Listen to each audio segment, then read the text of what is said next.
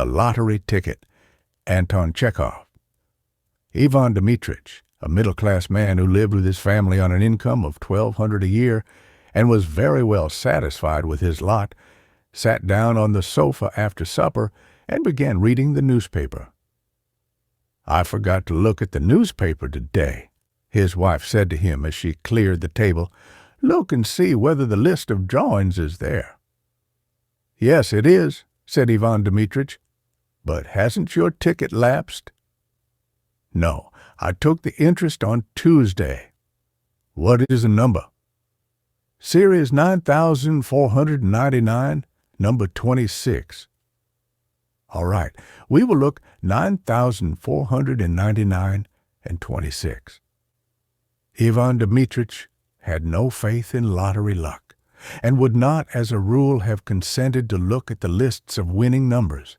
But now, as he had nothing else to do, and as the newspaper was before his eyes, he passed his finger downwards along the column of numbers, and immediately, as though in mockery of his skepticism, no further than the second line from the top, his eye was caught by the figure 9499. Unable to believe his eyes, he hurriedly dropped the paper on his knees without looking to see the number of the ticket, and, just as though someone had given him a douche of cold water, he felt an agreeable chill in the pit of the stomach, tingling and terrible and sweet. "Masha, 9499 is there," he said in a hollow voice. His wife looked at his astonished and panic-stricken face and realized that he was not joking. 9499? She asked, turning pale and dropping the folded tablecloth on the table. Yes, it really is there." "And the number of the ticket?" "Oh, yes, there's the number of the ticket, too. But wait. No, I say. Anyway, the number of our series is there. Anyway, you understand." Looking at his wife, Ivan Dmitritch gave a broad, senseless smile, like a baby when a bright object is shown it. His wife smiled, too. It was as pleasant to her as to him that he only mentioned the series and did not try to find out the number of the winning ticket. To torment and tantalize oneself with hopes of possible fortune is so sweet, so thrilling. "It is our series," said Ivan Dmitritch, after a long silence. "So there is a probability that we have won. It's only a probability, but there it is. Well, now look. Wait a little. We have plenty of time to be disappointed. It's on the second line from the top, so the prize is 75,000. That's not money, but power, capital. And in a minute I shall look at the list, and there, 26, eh? I say, what if we really have won?" The husband and wife began laughing and staring at one another in silence. The possibility of winning bewildered them. They could not have said, could not have dreamed, what they both needed that 75,000 for, what they would buy, where they would go. They thought only of the figures 9,499 and 75,000, and pictured them in their imagination, while somehow they could not think of the happiness itself, which was so possible. Ivan Dmitritch, holding the paper in his hand, walked several times from corner to corner, and only when he had recovered from the first impression began dreaming a little. "And if we have won," he said, "why, it will be a new life. It will be a transformation. The ticket is yours, but if it were mine, I should first of all, of course, spend 25,000 on real property in the shape of an estate, 10,000 on immediate expenses, new furnishing, traveling, paying debts, and so on. The other 40,000 I would put in the bank and get interest on it." "Yes, an estate. That would be nice," said his wife, sitting down and dropping her hands in her lap. "Somewhere in the Tula or Oriel provinces. In the first place, we shouldn't need a summer villa, and besides, it would always bring in an income." And pictures came crowding on his imagination, each more gracious and poetical than the last. And in all these pictures he saw himself well-fed, serene, healthy, felt warm, even hot. Here, after eating a summer soup, cold as ice, he lay on his back on the burning sand close to a stream or in the garden under a lime tree. It is hot.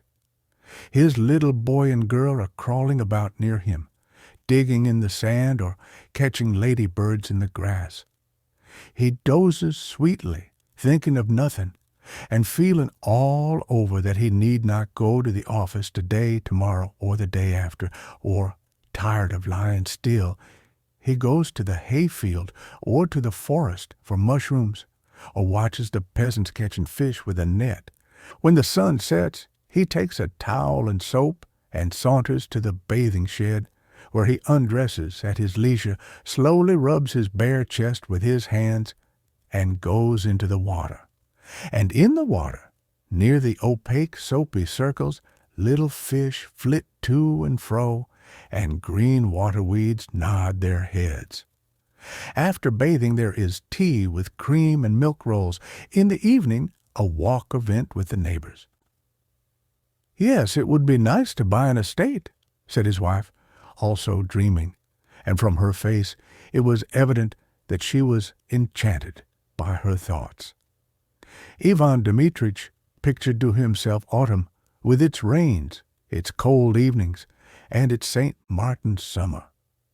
At that season he would have to take longer walks about the garden and beside the river, so as to get thoroughly chilled, and then drink a big glass of vodka and eat a salted mushroom or a soused cucumber, and then drink another.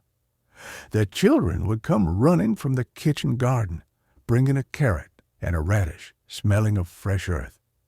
And then he would lie stretched full length on the sofa, and in leisurely fashion turn over the pages of some illustrated magazine, or, covering his face with it and unbuttoning his waistcoat, give himself up to slumber. The St. Martin summer is followed by cloudy, gloomy weather. It rains day and night. The bare trees weep. The wind is damp and cold. The dogs, the horses, the fowls, all are wet, depressed, downcast. There is nowhere to walk. One can't go out for days together. One has to pace up and down the room, looking despondently at the gray window. It is dreary. Ivan Dmitritch stopped and looked at his wife. "I should go abroad, you know, Masha," he said. And he began thinking how nice it would be in late autumn to go abroad somewhere to the south of France, to Italy, to India. "I should certainly go abroad too," his wife said, "but look at the number of the ticket." Wait. He walked about the room and went on thinking. It occurred to him, what if his wife really did go abroad? It is pleasant to travel alone, or in the society of light, careless women who live in the present, and not such as think and talk all the journey about nothing but their children, sigh, and tremble with dismay over every farthing. Ivan Dmitritch imagined his wife in the train with a multitude of parcels, baskets, and bags. She would be sighing over something, complaining that the train made her head ache, that she had spent so much money. At the stations, he would continually be having to run for boiling water, bread, and butter. She wouldn't have dinner because of its being too dear. She would begrudge me every farthing, he thought, with a glance at his wife. The lottery ticket is hers, not mine. Besides, what is the use of her going abroad? What does she want there? She would shut herself up in the hotel and not let me out of her sight. I know. And for the first time in his life, his mind dwelt on the fact that his wife had grown elderly and plain, and that she was saturated through and through with the smell of cooking, while he was still young, fresh, and healthy, and might well have got married again. Of course, all that is silly nonsense, he thought. But why should she go abroad? What would she make of it? And yet she would go, of course. I can fancy. In reality, it is all one to her, whether it is Naples or clean. She would only be in my way. I should be dependent upon her. I can fancy how, like a regular woman, she will lock the money up as soon as she gets it. She will look after her relations and grudge me every farthing. Ivan Dmitritch thought of her relations. All those wretched brothers and sisters and aunts and uncles would come crawling about as soon as they heard of the winning ticket, would begin whining like beggars, and fawning upon them with oily, hypocritical smiles. Wretched, detestable people. If they were given anything, they would ask for more, while if they were refused, they would swear at them, slander them, and wish them every kind of misfortune. Ivan Dmitritch remembered his own relations, and their faces, at which he had looked impartially in the past, struck him now as repulsive and hateful. They are such reptiles, he thought. And his wife's face, too, struck him as repulsive and hateful. Anger surged up in his heart against her, and he thought malignantly, "She knows nothing about money, and so she is stingy. If she wanted, she would give me 100 rubles and put the rest away under lock and key." And he looked at his wife, not with a smile now, but with hatred. She glanced at him too, and also with hatred and anger. She had her own daydreams, her own plans, her own reflections. She understood perfectly well what her husband's dreams were. She knew who would be the first to try to grab her winnings. "It's very nice making daydreams at other people's expense," is what her eyes expressed.